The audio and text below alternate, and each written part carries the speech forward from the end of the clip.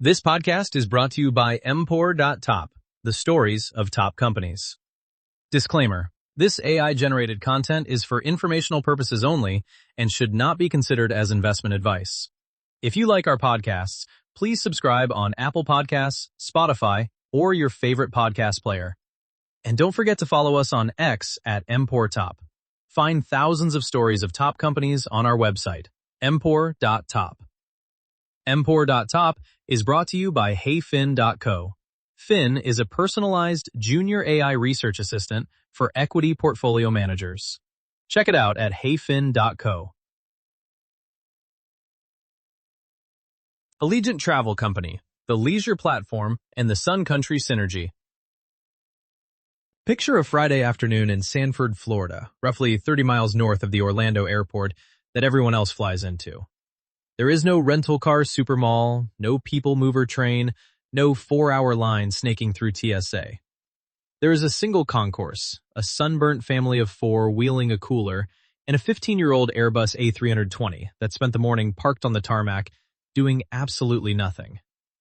By Tuesday, that same jet will be parked again. And yet, for 2 decades, the company that owns it produced some of the fattest operating margins in the entire global airline industry. That is the riddle at the heart of Allegiant Travel Company. Almost everything it does looks like a mistake if you grade it on the standard airline report card. Its planes sit idle most of the week. It flies between cities you have to squint to find on a map. It buys aircraft that other carriers are trying to get rid of. It does not interline, does not code share in the traditional sense, does not chase the road warrior willing to pay $1,400 for a Tuesday morning trip to a sales meeting. By every textbook metric of asset utilization, Allegiant is doing it wrong. And that, precisely, is the point. Allegiant is not really an airline that happens to sell vacations. It is a leisure travel company that happens to own airplanes. The flying is the customer acquisition engine. The profit lives in the bags, the seat assignments, the hotel rooms, the rental cars, and a co-branded credit card. The founder who reverse-engineered this model, Maurice J. Gallagher Jr., did not arrive at it from a business school whiteboard. He arrived from one of the most traumatic chapters in modern aviation history. The hook of this story is that a man whose name was once attached to the deadliest discount airline disaster in American memory took a tiny bankrupt carrier out of Fresno, California, and turned the conventional wisdom of the industry inside out. The reveal is that in May 2026, after 25 years of doing the opposite of everyone else, Allegiant finally did something orthodox. It bought a competitor. On May 13, 2026, Allegiant closed its roughly $1.5 billion acquisition of Sun Country Airlines, the deal having been agreed in January at $18.89 per Sun Country share. A mix of 0.1557 Allegiant shares plus $4.10 in cash. A premium of about 20% over the prior close. In one stroke, the niche carrier that built a fortress out of small towns became something larger and stranger. A diversified leisure platform with a Minneapolis hub, 18-odd international leisure destinations, an Amazon cargo operation, and a fleet of Department of Defense charters. This is the arc we will trace. From the ashes of ValuJet to the $700 million Sunseeker Resort Icarus moment. From the Blackstone write-down that closed the book on Gallagher's real estate dream, to the consolidation of a budget airline market that lost its biggest disruptor when Spirit collapsed. It is a story about counter-positioning so disciplined it looked like negligence, until you read the margins. Maurice Gallagher built airlines before most people in the industry knew his name.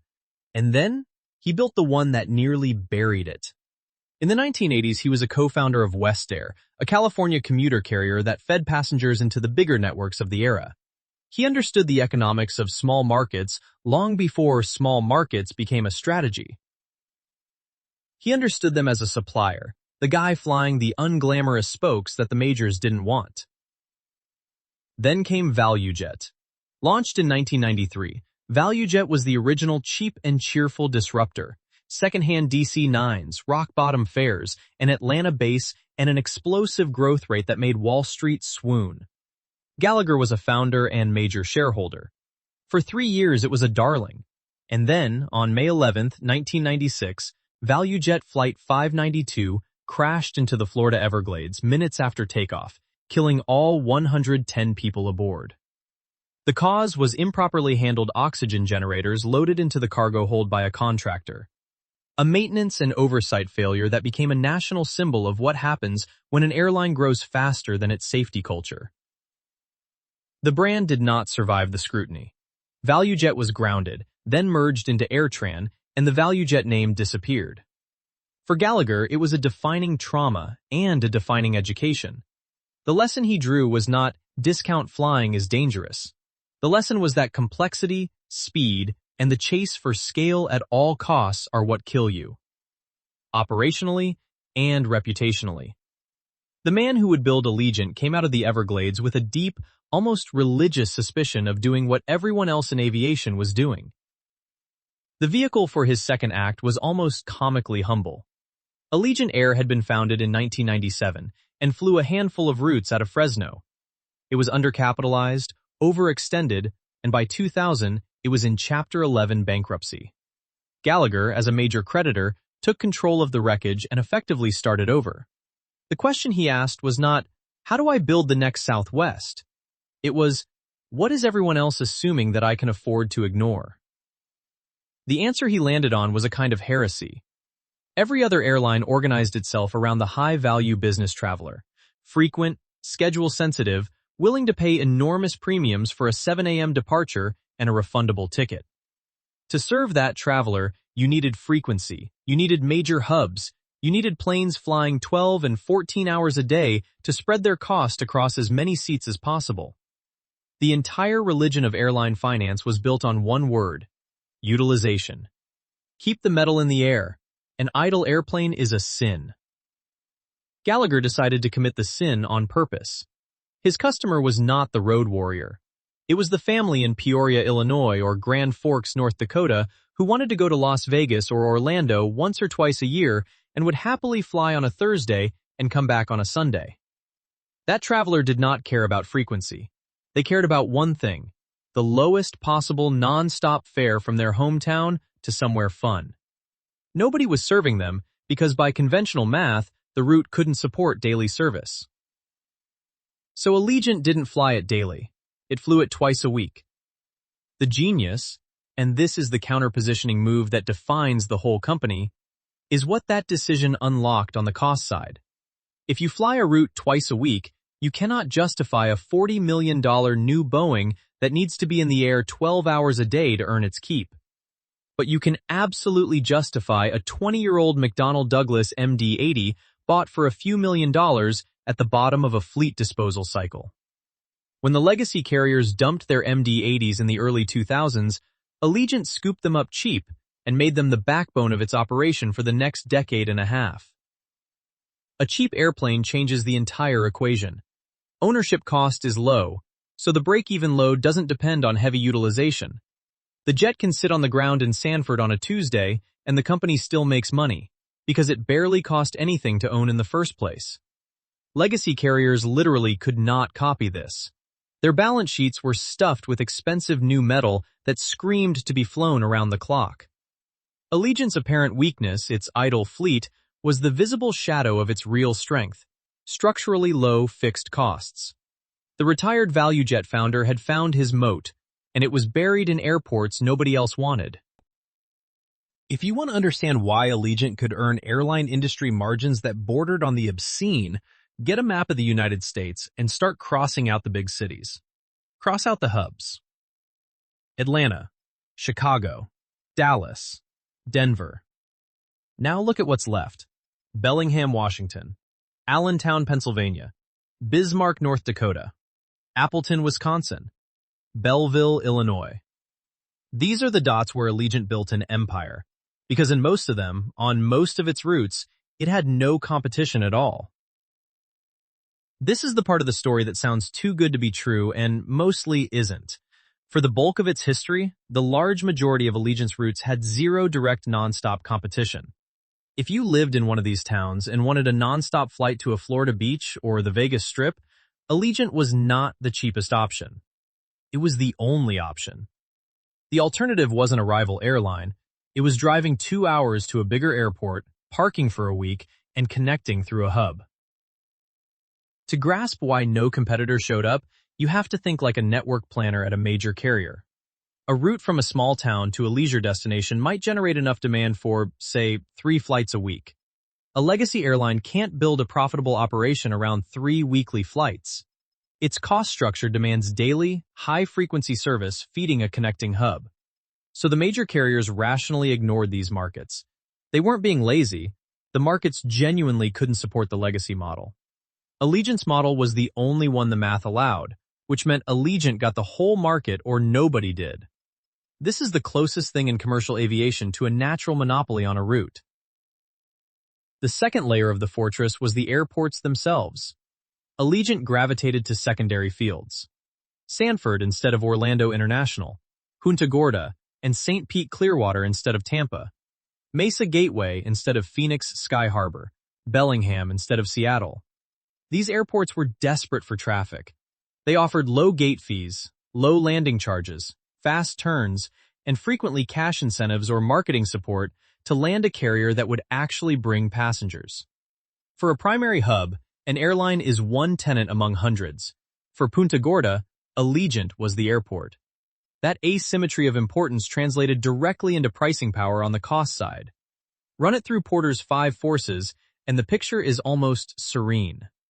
The threat of new entrants into a Bellingham to Las Vegas route is minimal because the market supports exactly one low-frequency leisure carrier, and Allegiant already occupies the slot. A second entrant would simply split a thin market, and both would lose money. The bargaining power of the small-town airport as a supplier is weak because that airport needs Allegiant more than Allegiant needs any single field. Rivalry on most routes is theoretical rather than real. The one force that bites is the bargaining power of buyers because leisure travelers are exquisitely price-sensitive and disloyal. And we'll see how Allegiant tried to staple them down with a credit card. There is a quieter strategic elegance here that long-term investors should appreciate. A route network like this is not winner-take-all in a glamorous way, but it is durable in an unglamorous way. Allegiant wasn't defending a brand or a technology that could be leapfrogged. It was defending geography. And geography doesn't get disrupted by a better app. The risk to the moat was never a startup. It was Allegiant itself, overexpanding into markets that couldn't bear 2 flights, or a fuel spike that broke the leisure consumer's willingness to fly at all. But owning the only nonstop ticket out of a sunny-deprived town is just the top of the funnel. The reason Allegiant could obsess over $39 fares is that the fare was never really where it made its money. To see the actual engine, you have to follow the customer past the ticket counter and into what insiders have only half-jokingly called the Bank of Allegiant. Here is a thought experiment that captures the whole business. Allegiant has, at various points, sold one-way fares so low, $20, $30, $40, that the ticket itself barely covers the fuel and the gate fee. A rational outsider asks, how does anyone make money selling a flight for less than it costs to drive? The answer is that the flight is a loss leader, and the profit is everything that happens around it. The base fare is bait. The catch is the ancillary. Allegiant studied the original master of this art, Ireland's Ryanair, and imported the playbook wholesale. Charge for everything that isn't the seat itself, and price the seat itself as low as the market will allow. Want to bring a carry-on bag that goes in the overhead bin? That's a fee. Often more than the checked bag, deliberately, to push you toward whatever Allegiant would rather you do. Want to pick your seat in advance? Fee. Want to board early? Fee. Want a bottle of water? Fee. Print your boarding pass at the airport instead of at home. For years, fee. This is the unbundling philosophy. Take the thing that used to be a plane ticket and atomize it into a dozen separately priced components, so the headline price screams cheap, and the real average price the customer pays is meaningfully higher. Critics called it nickel and diming. Allegiant called it choice, and the math vindicated the strategy. Ancillary revenue per passenger climbed into the territory where it rivaled or exceeded the average base fare itself. The psychological trick is potent. A traveler who would never book a $90 advertised fare will happily book a $49 fare and then, click by click, add $45 of bags and seats and priority boarding, walking away feeling like they got a deal. Both sides win on their own terms. That's the durable kind of pricing power, the kind the customer doesn't resent enough to abandon. But charging for bags is ancillary 1.0. The more interesting evolution is what we might call ancillary 2.0, the travel company vision embedded in the corporate name. Allegiant is not called Allegiant Air, it is Allegiant Travel Company. And that word, travel, was deliberate. Because once you have a captive vacationer from Bellingham who has just bought a flight to Las Vegas, you have the most qualified lead imaginable for a hotel room on the Strip and a rental car at the airport. They are, by definition, going to Las Vegas. They need somewhere to sleep and something to drive. So Allegiant sells them the hotel and the car, taking a healthy commission, often in the range of a fifth to a third of the booking value, while owning none of the underlying inventory. No hotel to maintain, no car fleet to depreciate, no rooms to fill in the off-season. It is a pure capital-light brokerage margin layered on top of a customer the company already paid to acquire with the flight. This is the part of the model that genuinely resembles an online travel agency more than an airline, and it carries the economics to match. And then there is the loyalty machine, which is where the Bank of Allegiant nickname becomes literal. Through its Always Rewards program and a co-branded Always Rewards Visa issued by Bank of America, Allegiant participates in one of the most quietly lucrative arrangements in modern consumer finance. When a cardholder swipes that card at a grocery store, the bank earns interchange and pays the airline a royalty for every point it issues, plus a bounty for every new account opened. The airline's marginal cost to mint those points is close to zero. A point is just a promise of a future seat that often would have flown empty anyway. The result, across the industry, is a stream of high-margin, recurring, recession-resistant cash that looks far more like a payments business than a transportation business.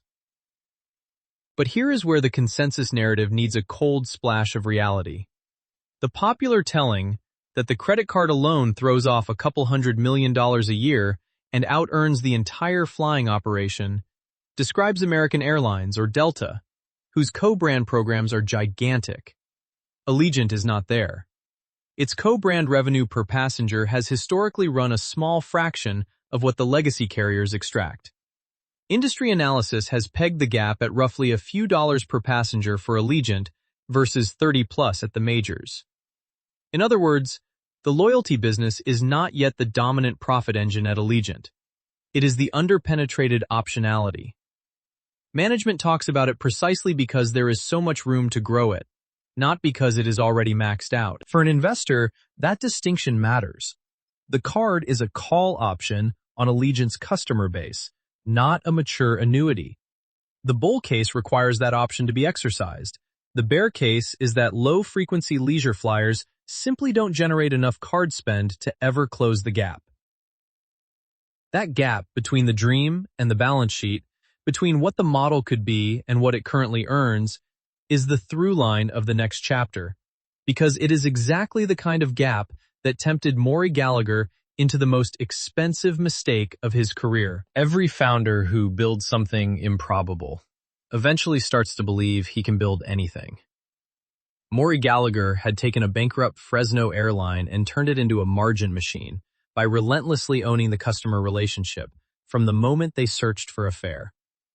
So he asked the logical next question, the one that has lured countless operators to their doom.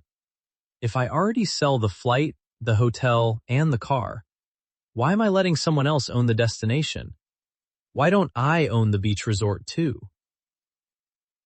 The answer to that question was Sunseeker Resort Charlotte Harbor, a sprawling waterfront development in Port Charlotte, Florida. It was vertical integration taken to its logical, vertiginous extreme. An airline building its own resort so it could fly its own passengers to its own hotel and capture the entire vacation dollar, end to end. On a whiteboard, it was beautiful. The Allegiant customer was already a Florida-bound leisure traveler. Why not give them somewhere Allegiant branded to land? In practice, it was a different business with different physics, and the physics were brutal. An airline's costs scale with flying. A resort's costs are a fixed slab of concrete you pour years before the first guest arrives, exposed to construction inflation, hurricanes, and the small matter of being completely outside the company's circle of competence. Allegiant was very good at squeezing margin out of a used A320. It had never poured a luxury hotel foundation in its life. Then came Hurricane Ian.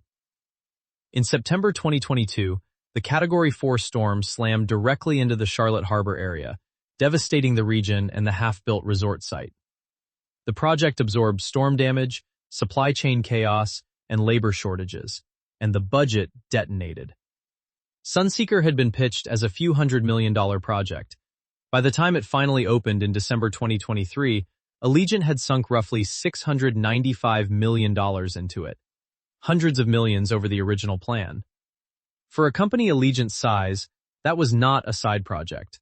It was a bet-the-margin diversion of capital and management attention away from the only thing the company had ever been world-class at. Wall Street hated it, and hated it loudly. Analysts began applying what amounted to a resort tax to the stock, a discount for the distraction, the leverage, and the uncertainty of a hospitality venture grafted onto an airline. Every earnings call featured questions about Sunseeker occupancy and ramp instead of about load factors and ancillary growth. The market was effectively telling Gallagher that it had bought shares in a disciplined leisure airline and did not want to be a hotel REIT against its will. The cleanest signal of all, investors seemed to value the airline more highly when they imagined the resort gone. To his credit, this is where the founder's ego gave way to the operator's discipline, though the new management deserves much of that credit, as we'll see. In 2025, Allegiant executed the Great Rationalization. On July 7, 2025, it announced that Blackstone's real estate arm would acquire Sunseeker Resort Charlotte Harbor for $200 million. Read that against the roughly $695 million Allegiant had poured in, and the scale of the retreat is stark. The company booked a special charge of about $102 million, writing the asset down to fair value, and the all-in economic loss on the Sunseeker adventure ran to several $100 million over its life. It is tempting to score this as a simple failure, and financially it was a large one. But strategically the exit was the right and even the brave move, because it did something subtler than just stop the bleeding. It removed the resort tax. By handing the asset to Blackstone, a buyer that actually is a world-class operator of real estate, Allegiant let the market go back to valuing the company as what it is, a leisure airline with a capital-light ancillary engine. The proceeds went to paying down debt and cleaning up the balance sheet ahead of a far more consequential transaction. The Icarus flight ended not in a crash, but in a controlled, expensive landing.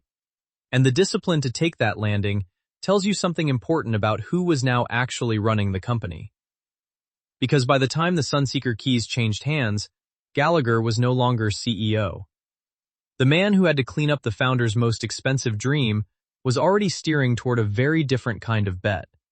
Not building something new, but buying something proven. For 25 years, Allegiant's entire identity was built on not doing what other airlines did.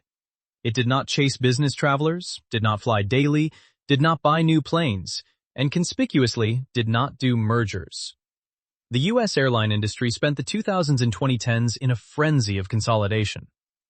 Delta Northwest, United Continental, American U.S. Airways, Southwest AirTran.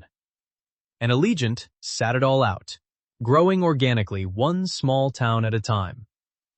So when Allegiant agreed to buy Sun Country, it was not just a transaction. It was a philosophical conversion. The contrarian had decided it was time to consolidate.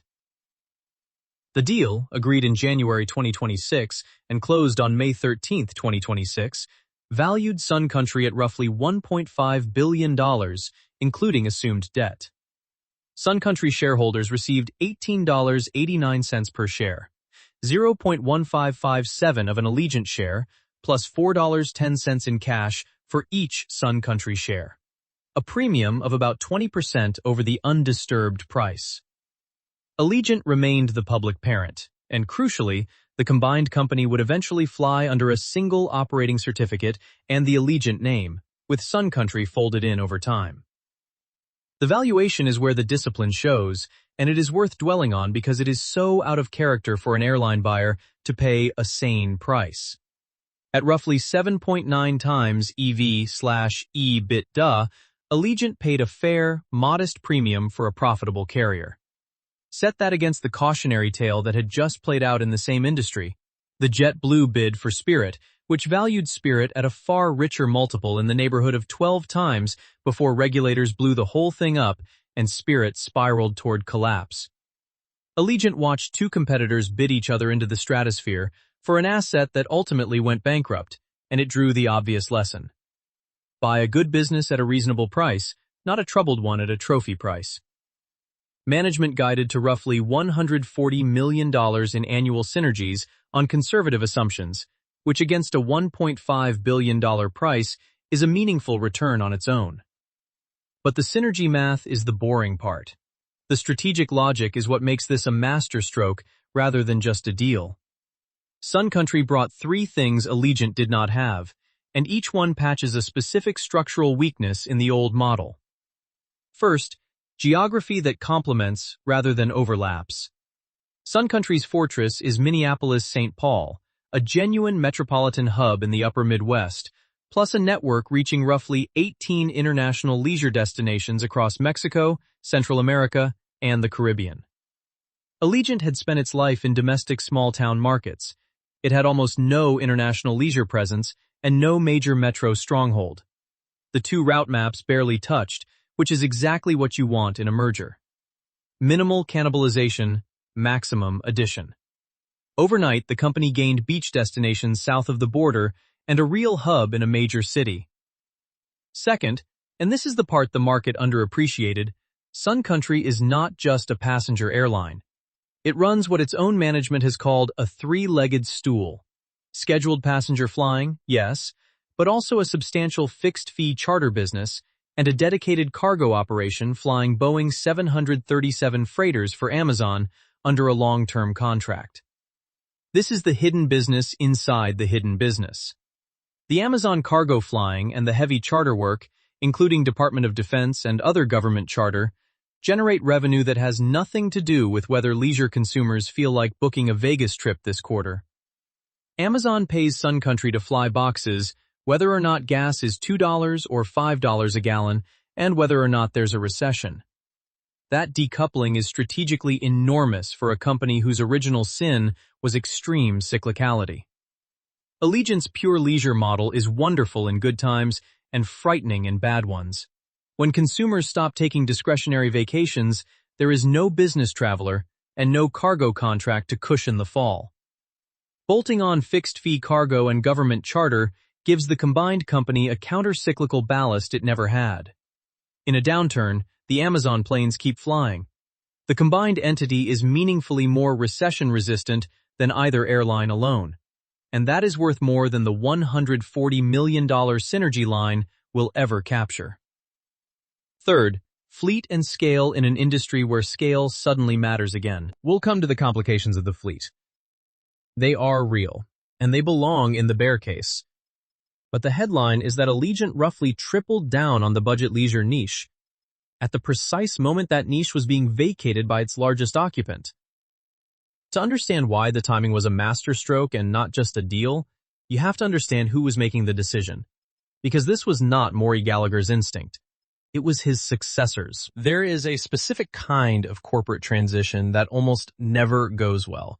The founder, who is also the largest shareholder, who built the company in his own contrarian image, tries to hand the controls to a professional manager while keeping his hands near the wheel.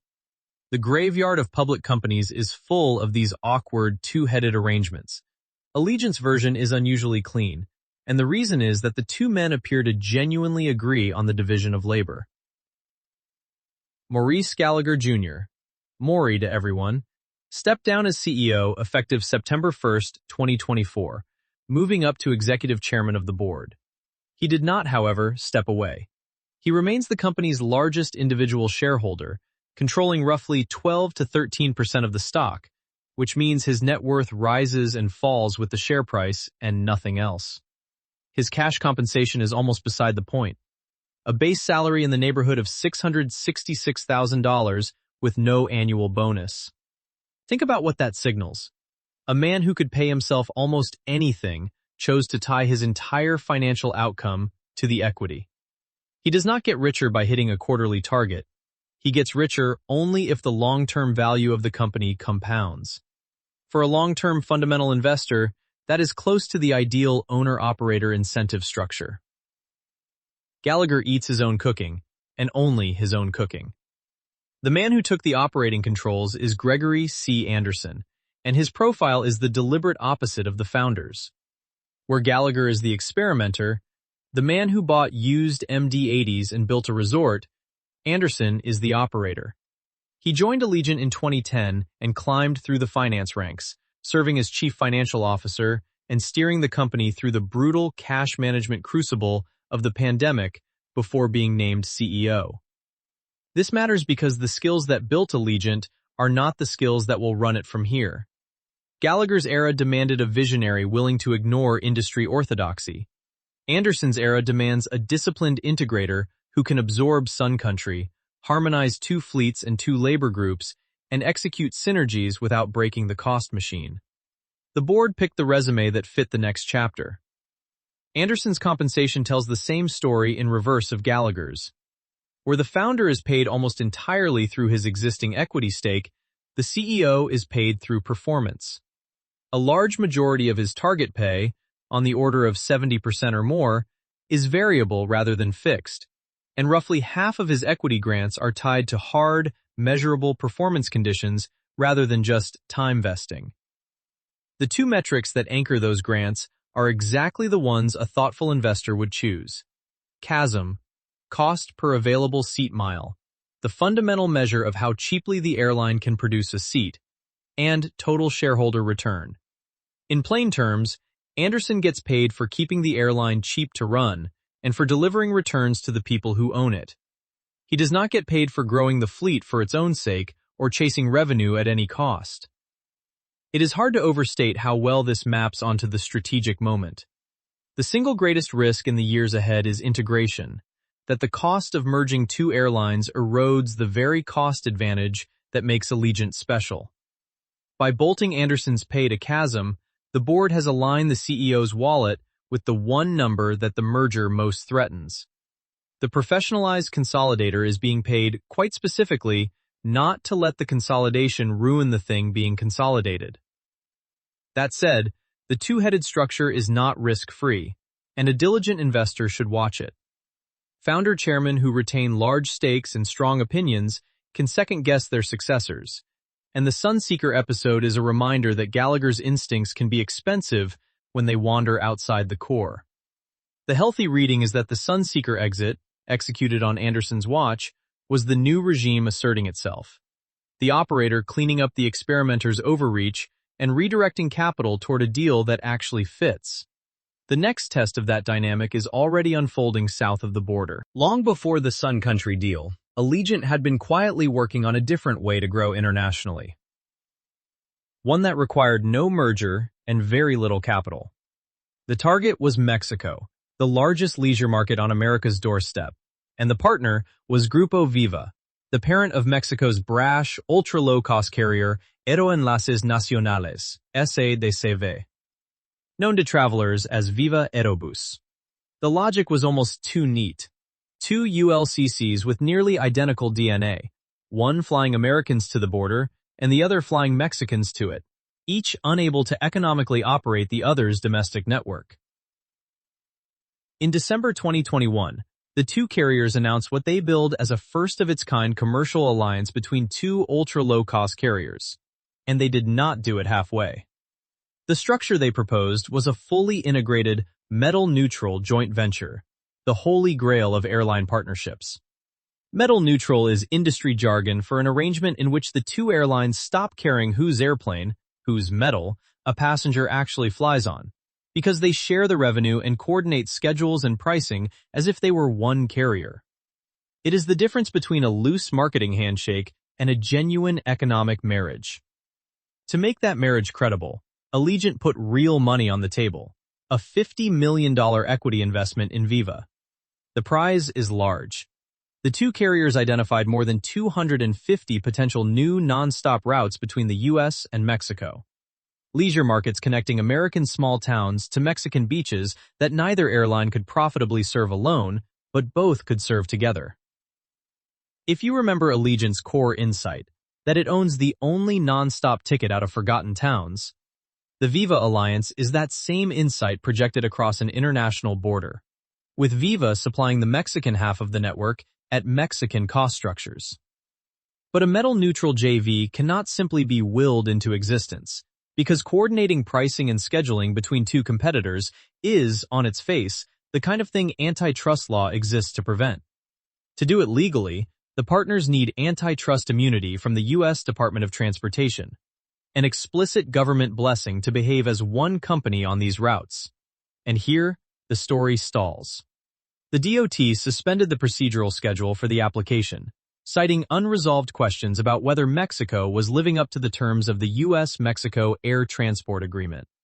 The holdup has had little to do with Allegiant or Viva on the merits, and a great deal to do with a broader diplomatic dispute between Washington and Mexico City over slots, cargo operations at Mexico City's airports, and aviation treaty compliance. Mexican competition authorities, for their part, endorsed the tie-up. The bottleneck has been on the U.S. side. For investors, the Viva Alliance is best understood as embedded optionality rather than a current earnings driver. The $50 million stake is small relative to Allegiant's size, so the downside is contained. The upside: a metal-neutral leisure network spanning North America, with Allegiant and Viva functioning as the budget gateway to Mexico, is substantial, but gated entirely behind a regulatory decision that is hostage to geopolitics. It is the kind of asset that contributes nothing to this year's numbers, and could be transformational the day the DOT relents, or worth little if it never does. The diligent move is to track the regulatory docket, not the press releases. Step back, and the Viva Alliance and the Sun Country acquisition rhyme. Both extend the leisure platform into territory the core model couldn't reach alone. One by ownership, one by partnership. Both are bets that the future of budget leisure travel is consolidation and coordination, not the lone wolf organic growth of Allegiant's first quarter-century. Which raises the question that any serious investor has to answer before owning this stock. What exactly are the durable sources of advantage here, and which of them survive contact with a much larger, more complex company? Strip away the airplanes and the suntans, and Allegiant is a case study in a single strategic idea, executed with unusual stubbornness. It is worth running the company through Hamilton Helmer's 7 Powers framework, because doing so reveals both why Allegiant earned exceptional returns and why those returns might be harder to sustain at scale. The foundational power, the one everything else rests on, is counterpositioning. Helmer's definition is precise. A newcomer adopts a superior business model that the incumbent cannot copy without damaging its existing business. Allegiant is almost a textbook illustration. The legacy carriers worship high aircraft utilization because their expensive fleets demand it. That worship is rational for them and impossible for them to abandon. Allegiant built a model: cheap used aircraft, low-frequency flying, idle planes midweek. That is only profitable precisely because it inverts the utilization dogma. A legacy carrier cannot copy it without writing down its fleet and blowing up its hub-and-spoke network. The incumbent's strength is the prison that keeps it from responding. That is counterpositioning in its purest form, and it is why Allegiant could earn fat margins for years without a serious imitator from the major carrier ranks. The second power is a cornered resource: access to spoke airports and routes that can structurally support only one carrier. This is the geographic moat from earlier, the natural monopoly on a Bellingham or a Punta Gorda route. It is cornered because the market itself is too small to share. Whoever gets there first owns it, and Allegiant got there first across hundreds of city pairs. Unlike a patent, this resource never expires, though it can be eroded if Allegiant itself oversaturates a market or if demand grows enough to invite a second entrant. The third power, switching costs, is the weakest of the three and the most aspirational. The Always Rewards credit card is designed to create switching costs, to make the Bellingham vacationer just loyal enough to choose Allegiant again next year. But as we saw, the co-brand program is underpenetrated, and leisure travelers are notoriously promiscuous. The switching cost exists, but it is thin. This is the power Allegiant most needs to strengthen, and the one the bull case is implicitly betting management can deepen over time. What about the more glamorous powers? Scale economies. The dominant power in most of the airline industry, where bigger networks spread fixed costs and feed more connections, was historically not Allegiant's game. Its whole point was to avoid the scale-dependent hub model. The Sun Country deal is, in part, Allegiant finally reaching for some scale, which is a genuine strategic shift. Network economies, the flywheel where each new node makes the network more valuable to every user, barely apply to a point-to-point leisure carrier that doesn't connect passengers. And branding power is modest. Nobody pays a premium to fly Allegiant. The brand stands for cheapest non-stop from my town, which is a position, not a premium. The platform question is the most interesting and the most contested. Allegiant's leisure platform thesis, flight plus hotel plus car plus card, all monetized off one acquired customer, is the closest any U.S. airline comes to genuine platform economics, where the company sits between travelers and a marketplace of travel suppliers and takes a cut without owning the inventory. If that vision matures, Allegiant is less an airline than a distribution layer for leisure travel, with airline-grade cyclicality replaced by software-grade margins on the ancillary stack. That is the bull's dream. The skeptic notes that for now, the overwhelming majority of revenue still comes from flying people, and the platform is a promising overlay rather than the main event. The single most transferable lesson for any operator or investor is this. Allegiant won not by being better at the incumbent's game, but by refusing to play it. It found the assumption everyone treated as a law of nature. Keep the metal in the air, and built an entire company in the gap that assumption left open. The hardest part was not the insight. It was the discipline to keep saying no to growth, frequency, and prestige for 25 years. Whether that discipline survives a $1.5 billion acquisition is the question the bull and bear cases now have to fight over. Stand back and look at the company that closed the Sun Country deal in May 2026. And you are looking at something genuinely new. Not the lone wolf, small-town carrier of the 2000s, nor the resort builder of the early 2020s, but a consolidated leisure platform with a hub in Minneapolis, beaches in Mexico, freighters flying for Amazon, charters for the Pentagon, and an option on a North American budget monopoly waiting on a regulator's signature. The question for a long-term owner is whether this is a stronger business or merely a bigger and more complicated one. Both readings are defensible. Start with the bear case because it is concrete. The most immediate risk is fleet complexity. Allegiant spent years simplifying to an all-Airbus A320 family fleet, and a single fleet type is one of the great hidden cost advantages in aviation. One set of spare parts, one pilot type rating, one maintenance program, one training pipeline. Sun Country flies Boeing 737s.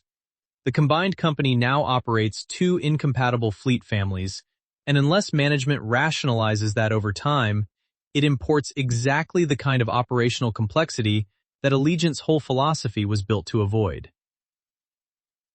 Layered on top is labor integration. Merging two pilot groups and two sets of work rules and seniority lists is the single most reliable way to destroy value and morale in an airline merger. And the history of the industry is littered with integrations that took years and arbitration to settle. And underneath everything sits fuel.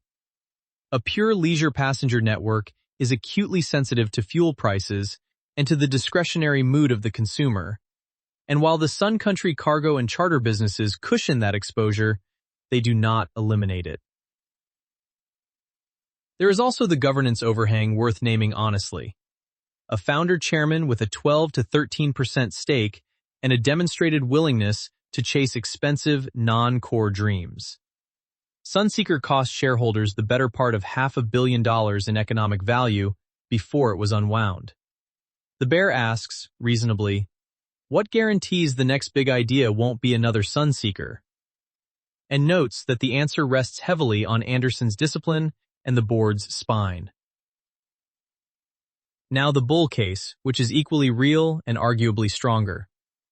The dominant fact of the 2026 budget airline landscape is absence. Spirit Airlines, for 2 decades, the largest and most aggressive ultra-low-cost carrier in America, collapsed. Its liquidation in 2026, leaving a gaping hole in the budget leisure market. When the biggest, cheapest competitor in your niche disappears, the survivors inherit its routes, its customers, and its pricing power. Allegiant and the newly absorbed Sun Country are now among the very few scale players left standing in budget leisure, at exactly the moment the niche's chief disruptor exited the stage. The supply of cheap leisure seats contracted. Allegiant's relative position expanded. That is the kind of structural tailwind that does not come around often. Run the combined entity back through Porter's framework, and the picture has strengthened on the dimension that used to be Allegiant's weakness. The threat of new entrants into ultra-low-cost flying just got dramatically more daunting. The most credible recent attempt to scale that model ended in bankruptcy, which is a powerful deterrent to capital. Rivalry within the niche has thinned. The bargaining power of buyers, still the sharpest force given price-sensitive leisure travelers, is now partly offset by the counter-cyclical cargo and charter revenue that doesn't depend on those buyers' moods at all. The moat, in other words, looks wider after the deal than before it, provided the integration doesn't squander the cost advantage that is the whole point. For investors trying to cut through all of this, the noise reduces to a small number of things that actually matter to track. The first is CASM ex fuel. Cost per available seat mile excluding fuel. Because it is the single cleanest readout of whether the merger is preserving or eroding Allegiant's core cost advantage. It is, not coincidentally, the metric the board chose to anchor the CEO's pay. The second is total revenue per passenger, especially the ancillary and co-brand components, because that figure reveals whether the leisure platform and the Bank of Allegiant are actually deepening the monetization of each customer or merely treading water. If you want a third, watch the contribution from fixed-fee cargo and charter, because that is the proof of whether the recession-resistance thesis is real or merely a slide in an investor deck. Is this the Southwest of the 21st century? The comparison is seductive. A disciplined, low-cost, contrarian carrier that out-executed bloated legacies for decades. But it is also incomplete, because Southwest's genius was a single fleet, a single product, and relentless operational simplicity. And Allegiant has just taken on 2 fleets and a far more complex revenue model in pursuit of something Southwest never attempted. Not a better airline, but a leisure travel platform that uses an airline as its front door. Whether that ambition compounds into the next great consumer travel franchise or merely complicates a once elegant niche machine is the open question. The flight that began in a bankrupt Fresno terminal, survived the shadow of the Everglades, and nearly singed its wings on a Florida resort is now carrying considerably more than vacationers. What it is ultimately carrying is a bet that the future of cheap leisure travel belongs to whoever owns the whole journey. And Allegiant has just spent $1.5 billion to find out. This podcast is brought to you by Impor.top, the stories of top companies. Disclaimer: this AI-generated content is for informational purposes only and should not be considered as investment advice. If you like our podcasts, please subscribe on Apple Podcasts, Spotify, or your favorite podcast player. And don't forget to follow us on X at Impor.top. Find thousands of stories of top companies on our website, impor.top. Impor.top is brought to you by HeyFin.co. Fin is a personalized junior AI research assistant for equity portfolio managers. Check it out at heyfin.co.